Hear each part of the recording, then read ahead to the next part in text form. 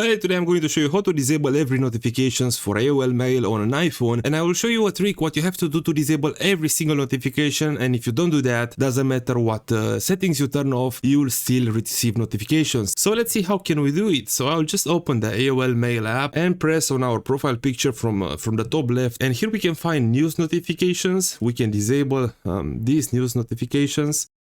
We can disable the weather notifications. But doesn't matter what you do from here, you will still receive notifications from AOL Mail, like you haven't checked your inbox in a while, or I don't know, some random news. I will show you one trick how to disable every single kind of notifications which you can receive from AOL. So let's close the AOL Mail app and let's head inside the settings of our iPhone.